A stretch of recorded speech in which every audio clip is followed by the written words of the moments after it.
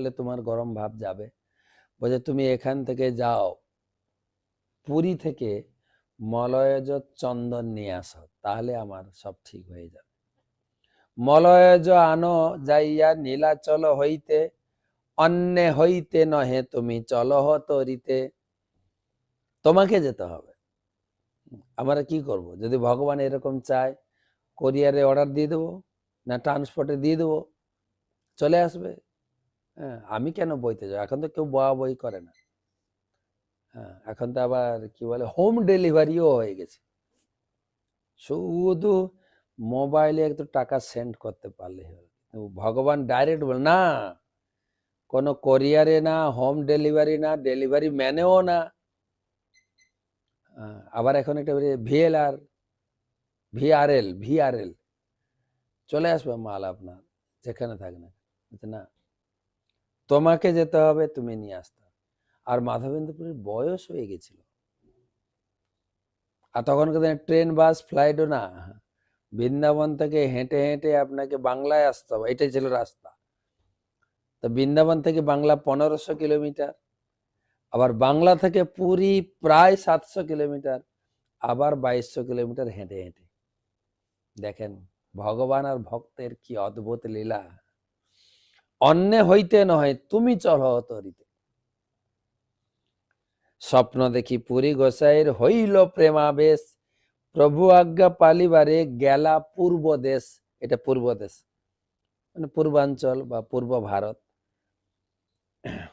সেবার নির্বন্ধ লোক করিল স্থাপন, আজ্ঞা মাগি গৌড় দেশে করিল গমন। ভালো করে সেবা, তার শিষ্য দুজন তাদেরকে সেবা ভাগ করে দিলেন, যেরকম সেবা চলছে এরকম করো, আমি একটু যাই চন্দন নিয়ে আসি। ওখান থেকে গোপালের মানে কি গোপীনাথের আজ্ঞা নিয়ে, গোপালের আজ্ঞা নিয়ে বৃন্দাবনে, তো ওখান থেকে হাঁটা শুরু করলেন। হাঁটতে হাঁটতে শান্তিপুর আইলা অদ্বৈত আচার্যের ঘরে, পুরীর প্রেম দেখি আচার্য আনন্দ অন্তরে, তার ঠাই মন্ত্র লইল যতন করিয়া, চলিলা দক্ষিণে পুরী তারে দীক্ষা দিয়া। রেমুনাতে কইল গোপীনাথ দর্শন, তার রূপ দেখিয়া হইল বিহল মন। অদ্বৈত আচার্য প্রভুতে এসে অদ্বৈত আচার্যকে দীক্ষা দিয়ে তারপর তিনি আবার পুরীর পথে চলতে চলতে রেমুনাতে পৌঁছালেন।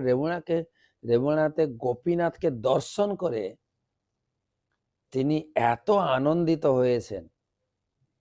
ভগবানকে দর্শন, ভগবানের সিঙ্গার বিগ্রহ দেখলে মনে হয় যেন এখানে খুব ভালো সেবা হচ্ছে, মানে ভগবানকে সুন্দর ভোগ নিবেদন হচ্ছে, ভগবানের সময় সময় পূজা হচ্ছে।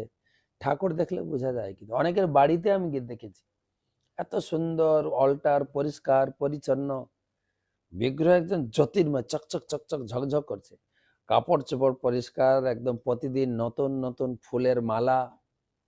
আর কিছু আছে দেখবে বিগ্রহকে মাথার চূড়াটা এদিকে ঝুলে গেছে। আর আমাদের হিন্দু ধর্মের তো একটা পরিপাটি, পূজার সময় প্যান্ডেল বানিয়ে খুব ভালো করে পূজা করবে, প্যান্ডেল হবে, মাইক হবে, লাইট হবে। আর ভগবানের পূজার পরে বিগ্রহকে নিয়ে গাছের গোড়ায় বা কারোর ছাদে রেখে দেবে, সেখানে জল বর্ষা পড়তে পড়তে, মাটি ধুতে ধুতে আমাদের কি বলে খড় দেখা যাচ্ছে, লাঠি দেখা যাচ্ছে, আর এদিকে চূড়াটা এরকম হচ্ছে, কিরকম লাগতে দেখেন। বিগ্রহকে বিসর্জন দিয়ে দেন, আর না হলে ভালো করে পূজা করুন। তো পুরী গোসাই মাধবেন্দ্র খুব আনন্দ লেগেছে বিগ্রহতে, মানে এখানে ভালো ভোগ লাগে, ভালো পুজো হয়। নিত্য গীত কর যোগ মোহনে বসিলা, ক্যা ক্যা ভোগ লাগে ব্রাহ্মণে পুছিলা। ব্রাহ্মণকে জিজ্ঞাসা করছেন কি কি এখানে ভোগ লাগে। দেখে মনে হচ্ছে ঠাকুরের সুন্দর সুন্দর ভোগ লাগান, ঠাকুর খুব খুশি, ঠাকুর খুব আনন্দিত। এইভাবে সকলের বিগ্রহ সেবা করা উচিত, মন্দিরে হোক বাড়িতে হোক। মন্দির কোনো কি বলে বিগ্রহ যেন আমার ব্যবসায় পড়ে, বিগ্রহ রেখেছি ডোনেশন দাও না, সেবা করো ভালো করে। ভগবান বলেছেন if you care me I will care you, আমার যদি যত্ন করো আমি তোমার যত্ন করো। তো কি কি ভোগ লাগে বলো তো, তাহলে আমি আমার গোপালকে ভোগ লাগাবো, এরকম গোপালও খুশি হবেন। তখন ব্রাহ্মণ বলছেন, সন্ধ্যায় ভোগ লাগে ক্ষীর অমৃত কেলি নাম, দ্বাদশ মৃত পাত্রে ভরি অমৃত সমান। রাত্রে 12টা ভাণ্ডে ক্ষীর ভোগ লাগে, এ অমৃত মতো। গোপীনাথের ক্ষীর বলি প্রসিদ্ধ যার নাম, পৃথিবীতে ওইছে ভোগ কাহা নাই আর। সারা পৃথিবীর মধ্যে এইরকম ভোগ প্রসাদ আপনি পাবেন না, শ্রেষ্ঠ।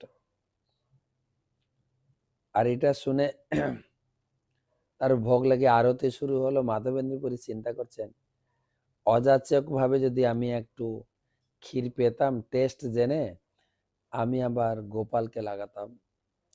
পরে চিন্তা করছে, আরে আমি তো অযাচক বৃত্তি নিয়েছি, আমার আবার খাওয়ার অভিলাষ হচ্ছে, ছি, ধিক আমাকে।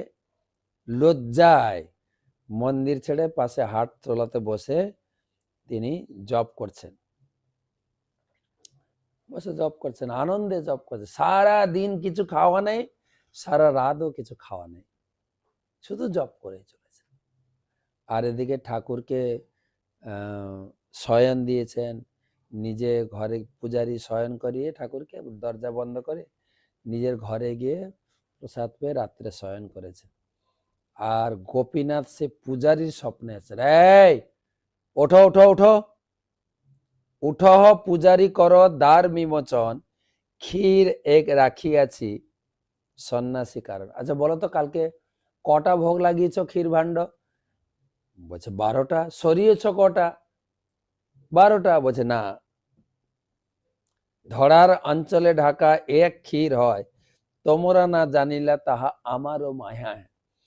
আমি একটা সরিয়ে রেখেছি, আমার আঁচলের নিচে লুকিয়ে রেখেছি, তোমরা আমার মায়াতে বুঝতে পারো না, মনে করছো 12টা সরিয়েছি। না, এই ক্ষীর ভাণ্ডটা নেবে। মাধবপুরী সন্ন্যাসী আছে হাটেতে বসিয়া, আমাকে তো এই ক্ষীর তাহাকে তো এই ক্ষীর শীঘ্র দেহ যাইয়া। এই ক্ষীরটা নিয়ে তাড়াতাড়ি মাধবেন্দ্রপুরীকে দাও। দেখেন, মাধবেন্দ্রপুরী কেবল নাম জপ করে চলেছে, আর ভগবান ডেকে ডেকে খাওয়াচ্ছে, কাউকে দিয়ে খাওয়াচ্ছেন। চিন্তা করে দেখেন। আর আমরা হিন্দুরা বলি ভগবানের পুজো করলে খাওয়ার জুটবে না। মাধবেন্দ্র কোনো ব্যবসাও ছিল না, প্রয়াসও ছিল না, মেঘেও খেতেন না, ভগবান খাওয়াচ্ছেন। স্বপ্ন দেখি পূজারি উঠি করিলা বিচার, স্নান করি কপাট খুলি মুক্ত কইল দ্বার। আর দেখছেন সত্যিকারেই ক্ষীর আছে, আরো বিশ্বাস বেড়ে গেছে। অনেক সময় না ঠাকুর কি বললো কথাটা ঠিক কিনা, ভেতরে ঢুকে গিয়ে স্নান করেছেন, তিলক করেছেন, তারপরে মন্দিরে ঢুকে ক্ষীর পেয়ে ক্ষীর নিয়ে সেই জায়গাটা মুছে দৌড়াচ্ছেন। কে? মাধবেন্দ্রপুরী, মাধবেন্দ্রপুরী, মাধবেন্দ্রপুরী, তোমা লাগি গোপীনাথ ক্ষীর কইল চুরি। ছুটতে ছুটতে মাধবেন্দ্রপুরীকে হাটে পেলেন আর বললেন, এই ক্ষীর তুমি গ্রহণ করো। হ্যাঁ, ক্ষীর লইয়া সুখী তুমি করহ ভক্ষণে, তোমা সম ভাগ্যবান নাহি ত্রিভুবনে। কত ভাগ্যবান, ভগবান নিজে তোমার জন্য ক্ষীর চুরি করছেন। আর ক্ষীর দিয়ে মাধবেন্দ্রপুরীকে বারবার প্রণাম করছেন। আর সব কাহিনী বললেন, ক্ষীর ভাণ্ড রেখে তাড়াতাড়ি পূজারি ফেরত এলেন, কেননা ভগবানের মঙ্গল আরতি সময় হয়ে গেছে। আর এদিকে ক্ষীর প্রসাদ পেয়ে, যত ক্ষীর প্রসাদ পায় তত আনন্দ, ভগবান চুরি করেছেন না। আর শুধু তাই না, ক্ষীর ভাণ্ডটাকেও ভেঙে আঁচলে বেঁধে নিলেন আর সকালে উঠে পালিয়ে গেলেন। কেন সকালে পূজারি সবাইকে বলবে যে কালকে কি ঘটনা হয়েছে জানো, সব লোক এসে ভিড় করবে, আমাকে প্রণাম করবে। সেটা ছেড়ে তিনি চলে গেলেন, গিয়ে পুরীতে পৌঁছালেন। পুরীতে খবর হয়ে গেছে, আরে এই লোকটার জন্য ভগবান ক্ষীর চুরি করেছেন। তাকে খুব সম্মান করে রাজা তার যা লাগবে চন্দন নন্দন দিলেন, তারপরে লাইসেন্স লিখে দিলেন, 2জন লোক দিলেন, চন্দন নিয়ে পুনরায় রেমুনাতে পৌঁছালেন। একই রাস্তা তো, আবার ঘুরে বৃন্দাবন যেতে। তো রাত্রে পূজারী আবার দেখছেন সেই মাধবেন্দ্রপুর, তাকে রাতের 12খানা ক্ষীর ভাণ্ড দিয়ে দিয়েছে। কেন? না হলে গোপীনাথ আবার তুলবে তো রাত্রে, সেই জন্য দিয়েছেন। আর উনি একটা ভাণ্ড নিয়ে সবগুলো ফেরত দিয়েছেন। রাত্রে মন্দিরে, নাট মন্দিরে শুয়ে পড়েছেন। আবার গোপাল স্বপ্নে এসছে।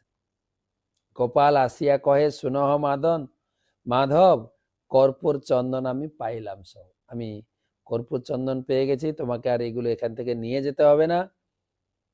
দ্বিধা না ভাবিও, না করিও কিছু মনে, বিশ্বাস করি চন্দন দেহ আমার বচন। এই চন্দন এখানে ঘষে গোপীনাথের গায়ে লাগাও, গোপীনাথের গায়ে লাগালে আমি পেয়ে যাব। কোনো দ্বিধান মন্দ ভাবনা, আমি যা বলছি তা শোনো, আমার কথায় বিশ্বাস করে এই কাজ। সেই চন্দন যাত্রা শুরু হলো সেখান থেকে। দেখেন, আমি লোককে জোর করে বলে দিই, এই চন্দন যাত্রা 21 দিনের এত বড় উৎসব কে চালু করলেন?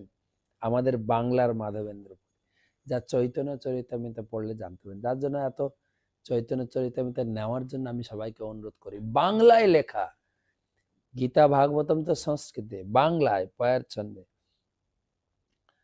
তো চন্দন যাত্রা শুরু হলো। আর মাধবেন্দ্রপুরী বয়স হয়ে গেছিল, তো ওখানেই থেকে গেলেন, আর তিনি যেতে পারেননি বৃন্দাবন। তো মহাপ্রভু নিজে ভক্তদের বলছেন, প্রভু কয়ে নিত্যানন্দ করহ বিচার, পরিসম ভাগ্যবান জগতে নাহি আর। দুগ্ধদান জলে কৃষ্ণ যারে দেখা দিল, 3বার স্বপ্নে আসি যারে আজ্ঞা কইল। যার প্রেমে বশ হইয়া প্রকট হইলা, সেবা অঙ্গীকার করি জগত তারিলা। যার লাগি গোপীনাথ ক্ষীর কইল চুরি, অতএব নাম হইল ক্ষীর চোরা করি। কর্পূর চন্দন যার অঙ্গে চড়াইল, আনন্দ পুরী গোসাইর প্রেম উথলিল। ম্লেচ্ছ দেশে কর্পূর চন্দন আনিতে জঞ্জাল, পুরী দুঃখ পাবে ইহা জানিয়া গোপাল। মহাদয়াময় প্রভু ভকত বৎসল, চন্দন পরি ভক্তশ্রম করিল সফল। পুরীর প্রেম পরাকাষ্ঠা করহ বিচার, অলৌকিক প্রেম চিত্তে লাগে চমৎকার। পরম বিরক্ত মৌনী সর্বত্র উদাসীন, গ্রাম্য বার্তা ভয়ে দ্বিতীয় সঙ্গহীন। হেনজন গোপালের আজ্ঞামৃত পাইয়া, সহস্র কোষ আসি বলে চন্দন মাগিয়া। ভোকে রহে তবু অন্ন মাগিয়া না খায়, হেনজন চন্দন ভার বহিয়া লয়ে যায়। ক্ষণেক চন্দন তোলা বিশেক পর্বুর, গোপালে পরাইব এই আনন্দ প্রচুর। উৎকলের দানি রাখে চন্দন দেখিয়া, তাহা এড়াইল রাজ পত্র দেখাইয়া। ম্লেচ্ছ দেশ দূর পথ জগাতি অপার, কেমনে চন্দন নেব নাহি এ বিচার।